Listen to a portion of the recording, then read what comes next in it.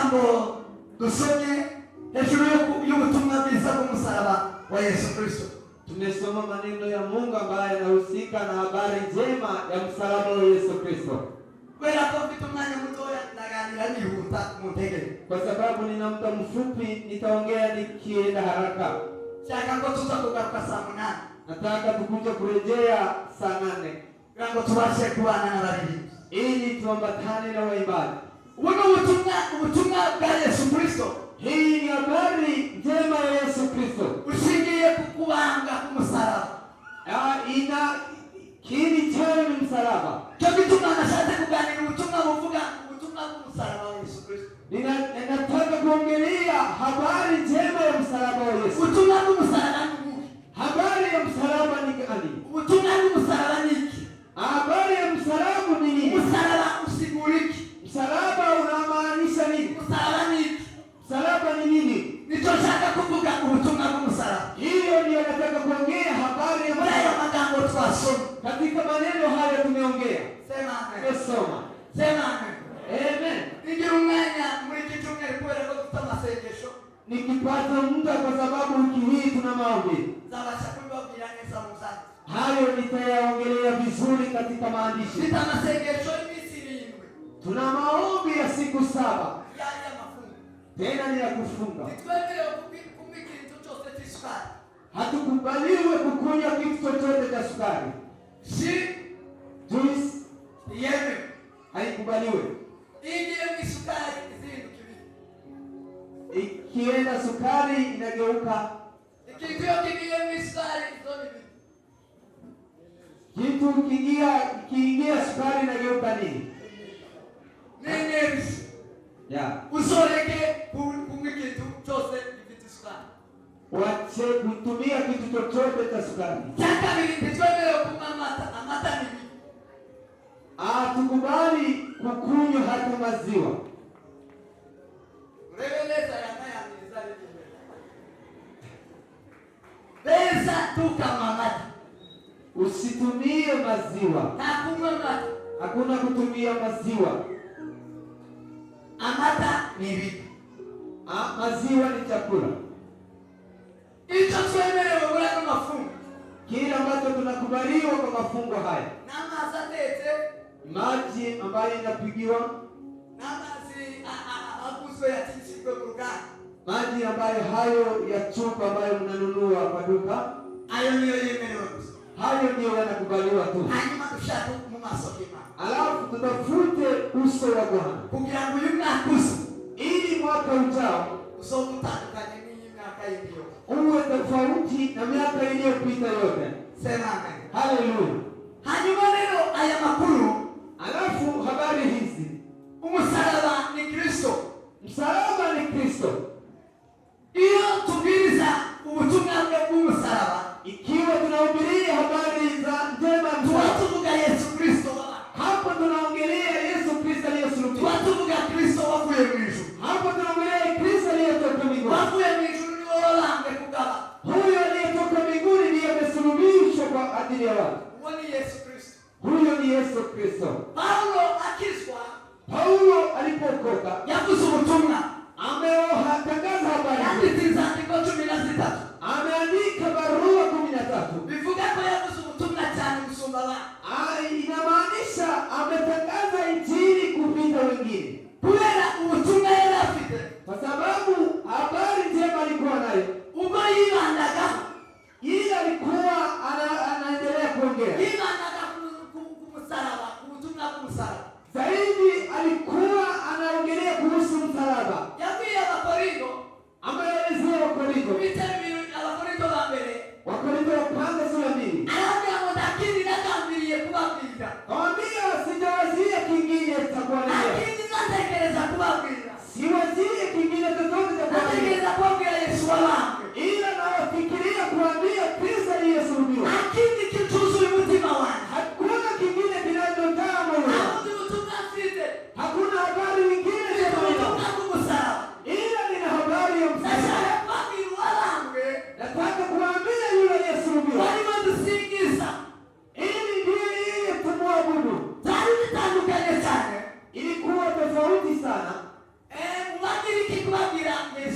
yange kwa msalaba. Wayunani kuambia Kristo aliyesulubiwa. Msalaba tani kifume tani kitu kibi. Msalaba ilikuwa ni kitu kibaya, ilikuwa ni laana kwao. Mtu wake alaikitokweka. Mtu aliyesulubiwa ni mtu ambaye ni mbaya zaidi. Alipo Yesu Kristo, lakini Yesu Kristo yani kuweka. Yeye hakuwa mbaya zaidi. Alipo twende twali bali kuweka. Sisi ndio tulikuwa mabaya zaidi. Twali mifume. Sisi tulikuwa watu ambao wameokoka. Yesu akatuvume mkati. Alafu Yesu akachukua laana zetu. Yesu akatuvume mkati. Akachukua ubaya wetu. Yesu akataye kutikwa uwanza kwa. Akachukua hukumu yetu. Akatakutikwa kwa. Akachukua kushindwa kwetu. Hajuma alisamuka na kumsalaba. Alafu akapanda na Yesu msalabani. Sema amen. Semeni amina. Sema amen. Azakuwa mileno no. Yesu wange utandukanye nini msalaba. Akakuja kuwanenea Yesu aliyesulubiwa ambaye ni tofauti na msalaba mwingine. Sema amen. Amen. Abandi barangana nabatiriwe urubanza bagatsindwa kwa gupfa. Wengine walikuwa wakisulubiwa ni watu ambao wamehukumiwa wakashindwa na wakahukumiwa. Tena ilikuwa ni sababu ya dhambi ambazo wamefanya. Alikosa kugira Wakorino, akina akakuja kuwanenea Wakorino. Anaogira ngodogira Yesu no imutarakuzita. Alipokikoleza hata akaranga. Nikawanenea Yesu Kristo ambaye hajawahi kufanya dhambi, lakini amechukua dhambi za wanadamu akasulubiwa. Sema amen. Amen. Mumagambo magufi, kwa maneno mafupi, msalaba ni kimenyetso cy'ubwitange bwuzuye kugeza ku ni ishara kamilifu ya kujitoa hadi kwa kifo. Definition scientifique ya msalaba. Definition kamilifu ya msalaba ni kimenyetso cy'ubwitange bwuzuye kugeza ku kufa. Ni ishara ya kujitoa kamilifu hadi kifo. Yesu analipo. Yesu amefanya hapo. Paulo akawanenea. Yesu witanze kubwe Mungu kutufi. Nikawanenea Kristo ambaye amejitoa hadi kiwango cha kufa.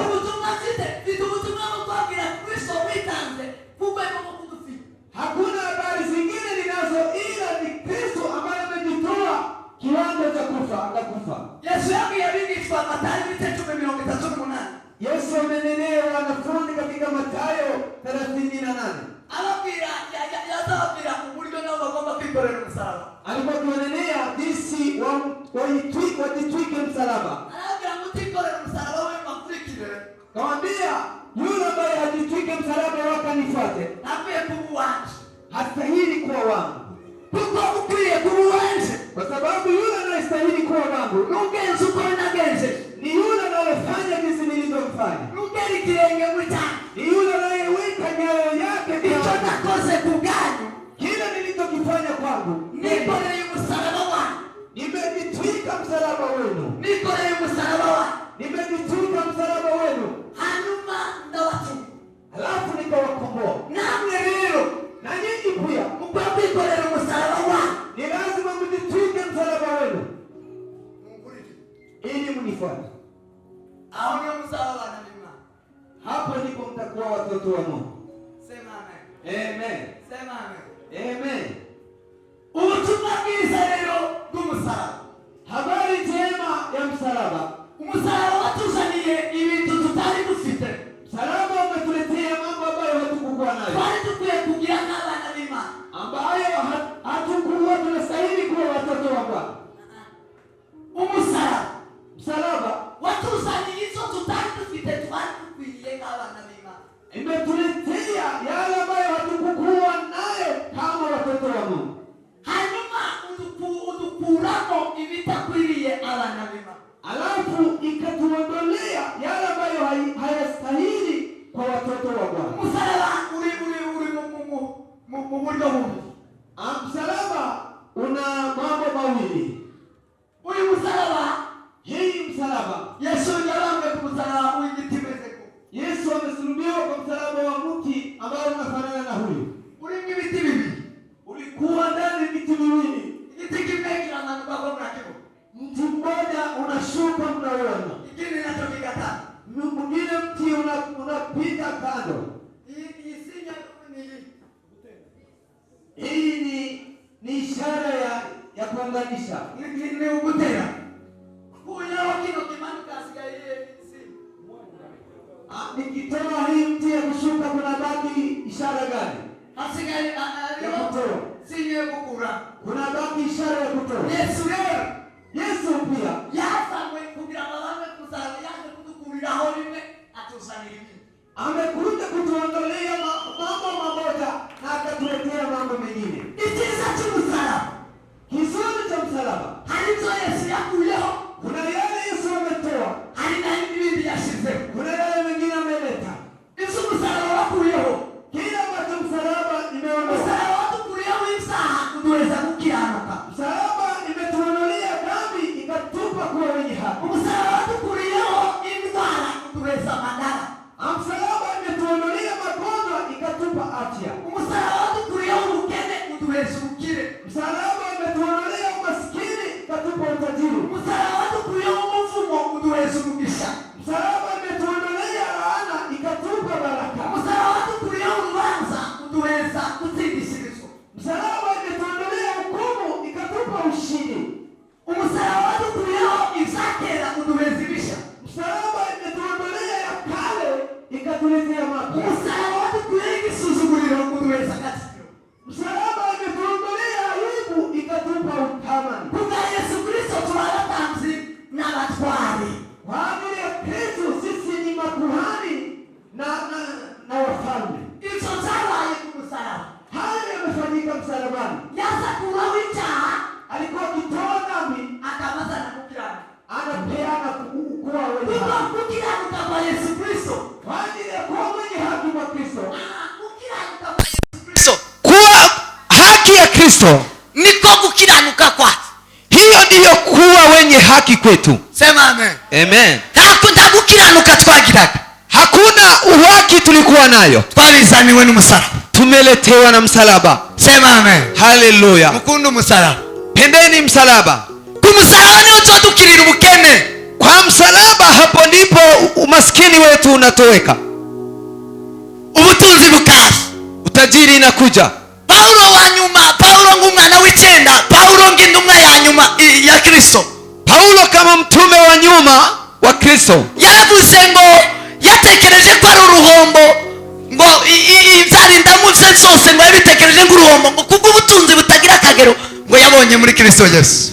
amenena kwamba amefikiria mambo yote yalikuwa faida kwake kama hasara kwa ajili ya utajiri ambayo ameona katika Kristo Yesu. Handi haba ubutunzi bukomeye ngo muri Kristo. Hakuna mahali pengine kuna utajiri mkubwa bali ni katika Kristo. Utandukanye n'ubwo mwisi. Ni tofauti na ya ulimwengu. Kuko ubutunzi bwo muri Kristo Yesu buzana amahoro n'ibyishimo. Kwa sababu utajiri wa Kristo unaleta amani na furaha. Umuntu agasinzira, Mtu anasinzia, umuntu akagubwa neza. mtu anajisikia wema. Ariko ubutunzi bwo mwisi, Lakini utajiri wa ulimwengu, ubutunzi buva mu kuriganya, utajiri ambao unatoka ubutunzi buva kwa ujanja, kuzimu, utajiri ambao unatoka kuzimuni, tibugira amahoro, hauna amani, tibugira ibyishimo, hauna furaha, tibugira ibitotsi. hakupeye hata kusinzia. Amen. Amen. Abo baza basuzumira amahoro neza. Igipimo cy'amahoro, Kipimo cha amani kabisa. igipimo cy'amahoro Kipimo cha amani ni ibitotsi, ni usingizi, ni ibyishimo by'iminsi yose. ni furaha ya siku zote. Nubona utishima iteka, Ikiwa wewe haufurahi kila siku, umenye kugira amahoro make. jueni kwamba una amani kidogo. Nubona udasinzira buri gihe, Ukiona hausinzie, buri joro uzurara ushinze ingokora, kila usiku unalala bila kusinzia, kugira amahoro make. hauna amani. Amen. Amen. Amen. Amen. Hanyuma aha twasoma Mahali tumesoma ubutumwa rero Yesu yazabwira abigishwa. habari njema ambayo Yesu alikuwa akiwanenea wanafunzi. Ubu twasomye Hii tumesoma. Yesu arababwira ngo nabitangiye n'abacunguye, nabitangiye n'abacunguye. Yesu akawanenea kwamba nimejitoa kwenu na nimewakomboa. N'abacunguye ubu muri abana b'Imana. Nimewakomboa, nyinyi ni wana wa Mungu. Ariko nije nzira n'ukuri n'ubugingo, ndaho uzaja kwa data atamuja. Lakini mimi ndiye njia na uzima, hakuna kunifuata mimi. Sema amen. Amen. Nije nzira n'ukuri n'ubugingo, ntawe uzaja kwa data na muja. Mimi ndiye njia na ukweli, hakuna aendaye kwa Baba bila mimi kugira ngo kumubeba. mbageze mu bwami nuko munkurikira. Ili niwapeleke katika ufalme ni munifuate. Mwumve nako ngako niko kari ubutumwa bwa none. Hiyo ndiyo ilikuwa kiini cha injili ya leo. Ubutumwa bw'umusaraba. Habari ya msalaba Ugomba kugira none. Ni ile uwe nayo leo. Ngo Yesu agenda asanga Petero na mwene se ngo bari kumwe na se Zebedayo, asanga bene Zebedayo ngo bariko baroba bari kumwe na se bari mu kazi. Yesu akakuta watoto ya Zebede pamoja na mzazi wake wakiloa. Bakora kazi. Walikuwa wakifanya kazi. Bari mu kazi. Walikuwa kwa kazi. Kwa kuroba. Kwa kuloa samaki. Yesu aravuga ngo nimunkurikire. Yesu akawanenea munifuate. Nimusigeso. Mwache baba. Nimunkurikire. Munifuate. Kurikira. Nifuate. Ubutumwa bw'umusaraba. Habari njema ya msalaba ni ugukurikira umwami Yesu, ni kumfuata Yesu Kristo. Kwatura ngo mumbabarire nari umurozi. Si kutubu kwamba mimi nilikuwa mchawi. Numara nguwekera. Alafu uishie hapo. Oya Yesu. La. Ubutumwa bw'umusaraba. Habari njema ya msalaba ni ubutumwa buvuga ngo ni habari njema isemalo kurikira. Nifuate. Kurikira. Nifuate. Yesu arababwira ngo nimunkurikire nimusige so Zebedayo. Yesu akawaambia nifuate mwache baba yenu. Kurikira. Munifuate. Yesu aragenda muzimu y'indi miryango igari Galilaya atoranya abigishwa 11. Yesu akatembelea kwa familia zingine hapo Galilea, akachagua wanafunzi 12. Yasanze Matayo ari muri biro yari umukoresha w'ikoro. Aramubwira ngo Matayo siga iyo biro kurikira. Amemkuta Matayo akiwa ofisini akamwambia nifuate Matayo. Sema amen. Haleluya. Sema amen. Amen. Mwarakishije. Mmeokolewa ariko timurakurikira Yesu, lakini bado hamjamfuata Yesu. waratuye Umetubu ariko turamukurikira lakini bado hujafuata Yesu. Sema amen. Amen. Bwana sifiwe sana. Amen. Ndashaka kubwira ubutumwa bw'umusaraba ni ugukurikira Yesu. Nataka nikunenee habari njema ya msalaba ni kumfuata Yesu. Ubutumwa bw'umusaraba ni uguhaguruka. Habari njema ya msalaba ni kusimama. Ubutumwa bw'umusaraba ni ukugenda. Habari njema ya msalaba ni kutembea.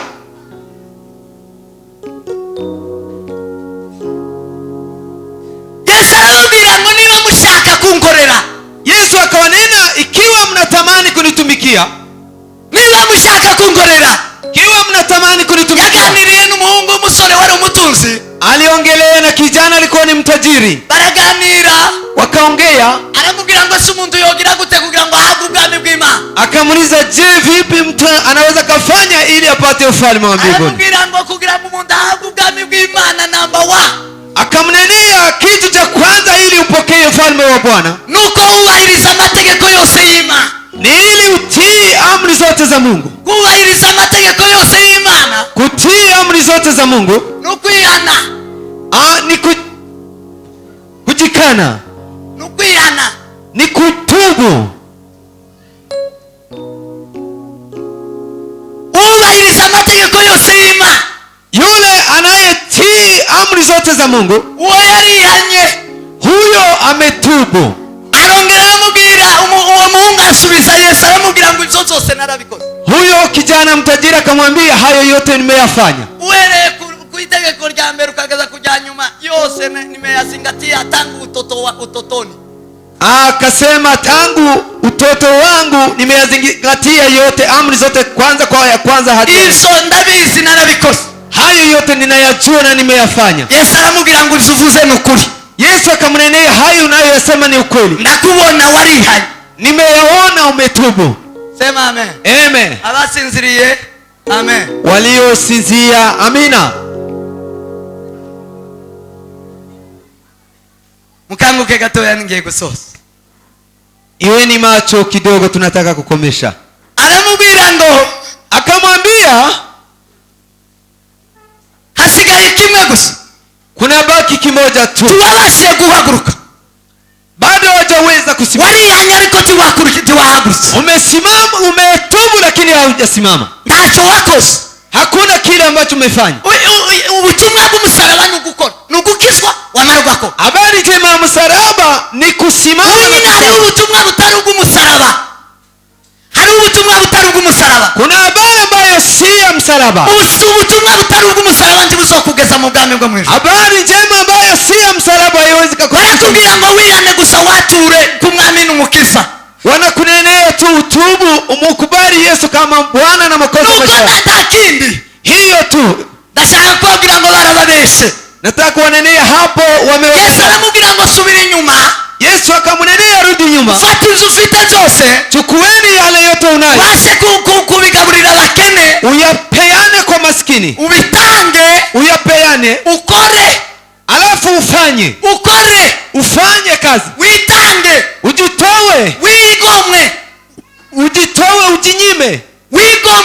Ujinyime. ugire icyo wiyaka. Uwe na yale ambayo umejinyima. Ni ubutumwa bw'umusaraba. Hiyo ni habari njema ya msalaba. Ubutumwa bw'umusaraba Habari njema ya ni msalaba ukwitanga, ni kujitoa, ni ugutanga. ni kutoa. Sema amen. Amen. Sema amen. Haleluya. Ni ukwiyima, Ni kujinyima. kwiyima ku bwa Kristo, Kujinyima kwa niaba ya Kristo. kwiyima ku bwa Kristo Yesu, Kujinyima kwa ajili ya kwiyima ku Kristo. bw'itorero ry'Imana, Kujinyima kwa ajili ya Kristo. kwiyima ku bwa mugenzi wawe. Kujinyima kwa ajili ya ndugu Uzoba uri yako. mu butumwa bw'umusaraba, Hapo wewe una habari ya msalaba. uzaba wikoreye umusaraba, Hapo umejitwika msalaba. uzaba wikoreye umusaraba wawe. Hapo unajitwika msalaba. Umusaraba wawe Msalaba wako nicyo ufite, nicyo ufashe ukagiheza uwundi, ni kile unacho na kukipeana kwa ndugu ku yako bwa Kristo Yesu. kwa ajili ya Kristo Yesu. Amen. Amen. Amen. Haleluya. Sema amen. Haleluya. Ubutumwa bw'umusaraba Habari njema ya msalaba ni ukutikunda. ni kuto kujipenda peke yako. Bwira mugenzi wawe ngo ubutumwa bw'umusaraba ni ukutikunda. Ambieni ndugu yako kwamba habari njema ya msalaba ni kuto kujipenda, Ni ukutikundiriza. ni kuto kujipenda. Sema amen. Amen. Ubutumwa bw'umusaraba Habari njema ya msalaba ni ukwiyibagirwa. Bwira mugenzi wawe ngo yibagirwe. ambieni ndugu yako aliye karibu kwamba jisahau wewe mwenyewe. Ubutumwa bw'umusaraba ni ukwiyibagirwa. Habari njema ya msalaba ni kujisahau wewe peke yako binafsi. Niba utariyibagirwa, Kiwa wewe hujajisahau, niba utaragira icyo utekerereza undi utaracyitekerereza, kiwa wewe haujafikia kiwango cha kuwazia mwenzio kabla wewe ujiwazie, niba utaragira icyo utekerereza Kristo, kiwa haujawahi kuwazia Kristo, niba utaragira icyo utekerereza Kristo, kiwa haujawazia Kristo, warakijijwe ariko ntiwatoye inzira yo gukurikira Yesu Kristo. umeokolewa lakini haujafuata njia ya kumfuata Turatora Kristo. umusaraba, Haujashika msalaba, turatora umusaraba, haujashika msalaba wako, turatora umusaraba. bado hujashika msalaba wako. Niba utaratora umusaraba wawe Kiwa hujashika msalaba wako ngo ukurikire Kristo, na umfuate Kristo, nta bwami bwo mu ijuru uzogeramo. hakuna ufalme wa mbingu utaingia. Uzagarukira mwiki cyangwa uzagarukira mwiki mw'itorero rya Kristo, Utarudilia mwiki, uzagarukira muri pastorali, utarudilia katika kamati, uzagarukira muri bakina mama, utarudilia katika uzagarukira muri azafutimu, utarudilia katika uzagarukira mu bayumbe. utarudilia kwa waombezi tu, Urumva uzagarukira mu bayumbe wa. utarudilia kwa waombezi tu. Niba udafashe umusaraba ngo ukurikire Yesu, Kiwa uchukue msalaba wako na mfuate Yesu, uzogarukira mu bayumbe. utarudilia tu kwa waombezi. Sema amen. Semeni amina. Umusaraba wa Kristo, Msalaba wa Kristo utubwira iki? unatunenea nini? Yesu yabwiye abigishwa be, Yesu amewanenea wanafunzi, arababwira ngo akawanenea kwamba umuntu wese ushaka kungurikira kanena yoyote anayependa kunifuata niyiyange, ajikane yikorere umusaraba we, na utwike msalaba wake angurikire. anifuate. Utiyanga, udatanga ubugingo bwe ku bwanje, maisha yake kwa ajili yangu, utita ku bugingo bwe ku bwanje, yule asiye jali maisha yake kwa ajili yangu azabubura. atakosa.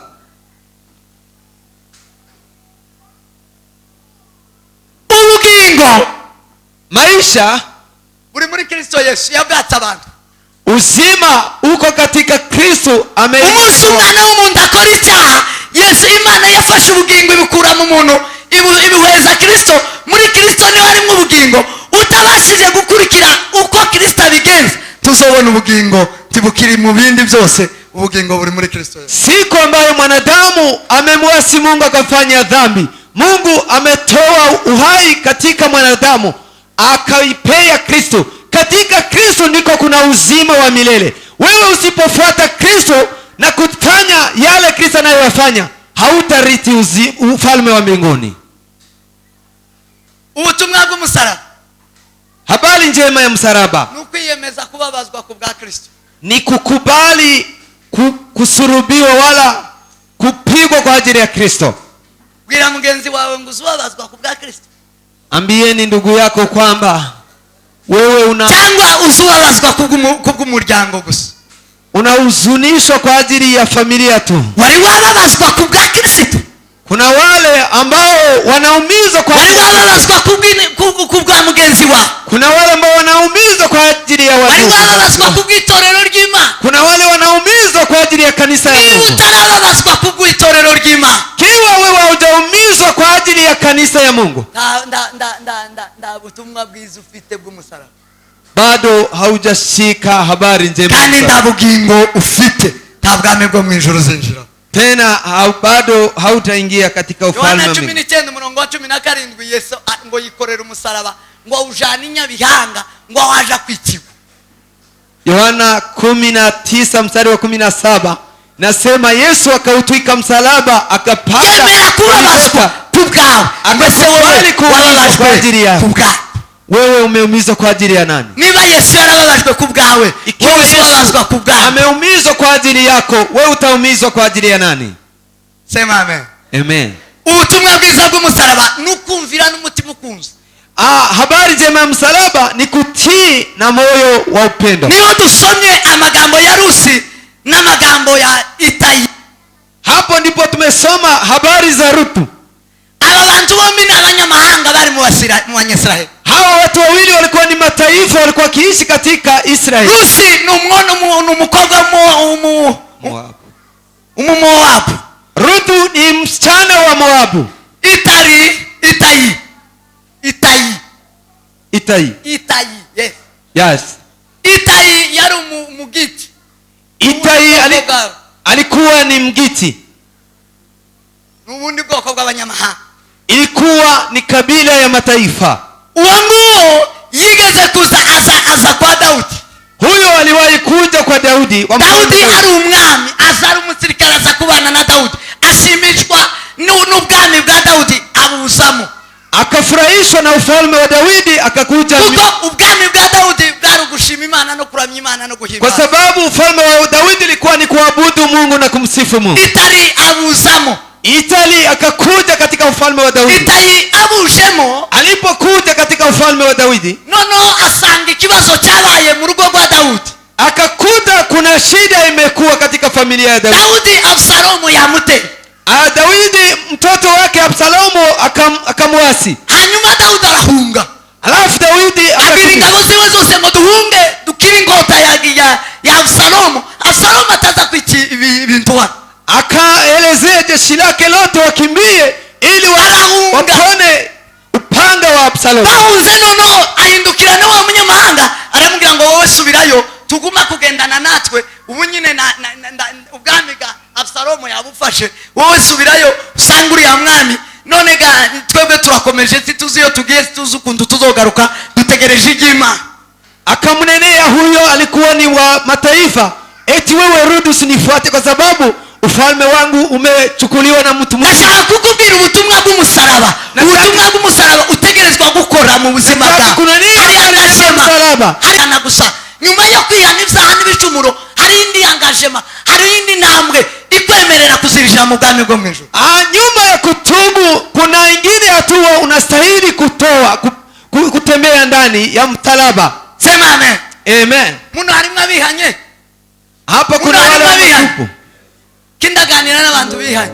Ninaongea na watu ambao wametubu. Muno harimwe abakristo.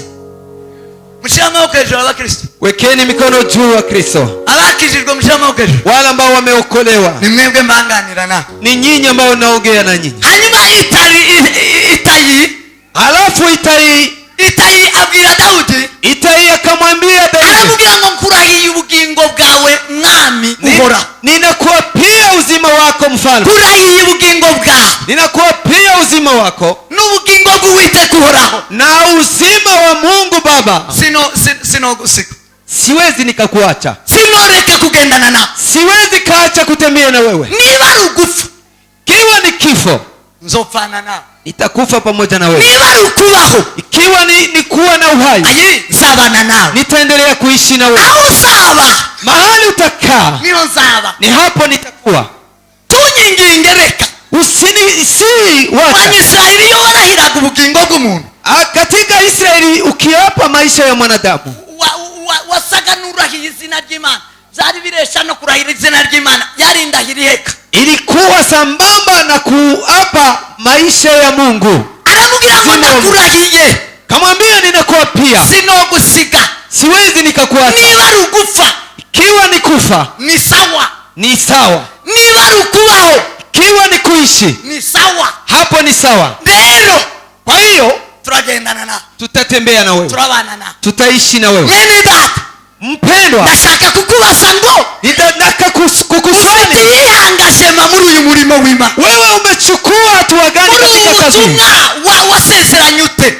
Katika hatua hii wewe umeagana vipi? Muri itorero urihagaze umwete. Katika kanisa hili umesimama vipi? Muri Kristo Yesu uhagaze gute? Katika Kristo unasimama vipi? Rusi abwira Naomi. Rutu akamwambia Naomi. Aramubwira ngo tuningingire kugusiga. Si kwa kukuacha. Oyaye. La. Nubwo nta mugabo ngibonye kuri wowe. Hata kabla sipate mke. Yaramaze kubabwira arabwira ngo ndakecuye.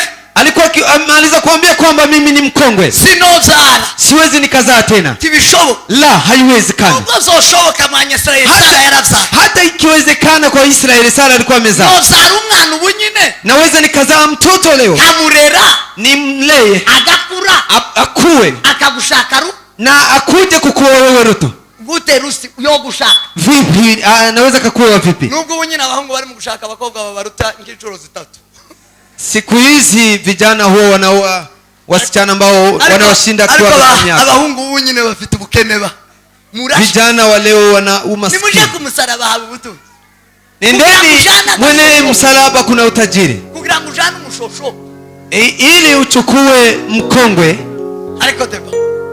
Kugira ngo mutekereze gushaka umushosho. Ili ufikirie kuchukua mkongwe awe mchumba wako. Umukecuru. Mkongwe. Zamutekereza. Mnafikiria nini? Akafaranga gusa. Akafaranga. Pesa peke yake. Nimukizwe ifaranga siwa muri Kristo Yesu kumusaraba. Mwokoke, pesa zimo ndani ya Kristo kwa msalaba wake. Bakecuru mwebwe mureke gushaka bakecuru. Ko murashaka bakecuru. Acheni kuoa wakongwe. Oli. Ejo wewe gukani agakecuru.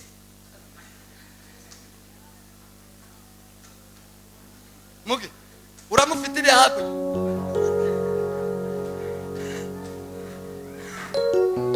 Aramubwira ngo sino gushingira nubwo nozara. Tiyo gushaka uzabakecuye. Hata ningalao ni kizaa hawezi kakuoa kwa sababu Rusa aramuseka aramubwira ngo woye kuninginga si ibyo ndiho.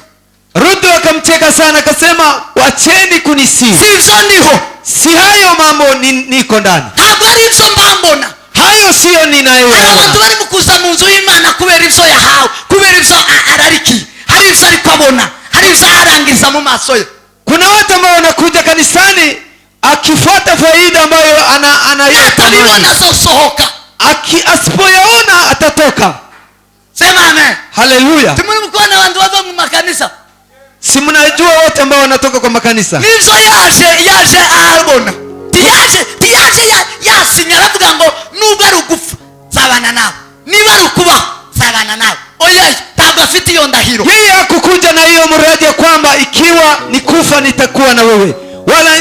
utaisha nitaishi na wewe. oya ntafite iyo ndahiro, Hana hiyo kwa kiapo, afite ibyo ariko abona.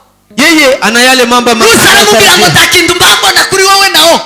Rutu akasema hakuna chochote ninachokiona kwako nta Naomi. kintu gifite naho ntacyo, Hakuna chochote ulicho nacho, ariko hari icyo narangije, lakini kuna kila hari icyo nasinyiye. kuna kila ambacho nimesaini. ni Imana yawe, Ni Mungu wako, Imana yawe ni izaba Imana ni yawe. Mungu wako ndiye atakuwa Mungu wako. Igihugu cyawe nicyo gihugu cyawe. Nchi yako ndiyo itakuwa nchi yangu. aho bazaguhamba niho uzohambwa. Mahali watakuzika ni hapo ndio watanizika. nzagwa muri mubera b'Imana, nzabana na Data. Nitaendelea kuishi katika watakatifu wa Bwana. ndashaka kubwira ngo ubutumwa bw'umusaraba Nataka kunenea habari njema ya msalaba.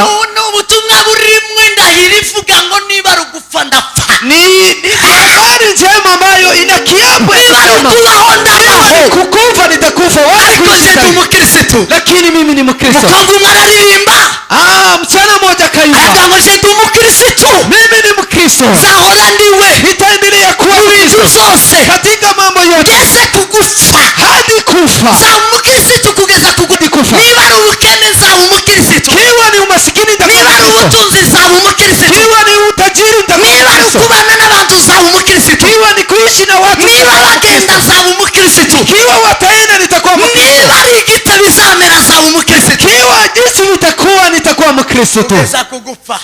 hadi kufa. nakira ubutumwa bw'umusaraba Pokea habari njema ya msalaba, ni ukwitanga umaramashi, ni kujitoa kabisa kamilifu. kandi burimo indahiro ivuga ngo niba ari ugupfa nza. Tena kuna kiapo isemalo kama ni kufa nitakufa. Pawulo aravuga ngo gupfa no kubaho kuri njyewe byose biraresha. Paulo akanena kukufa wala kuishi yote ni sambamba kwangu.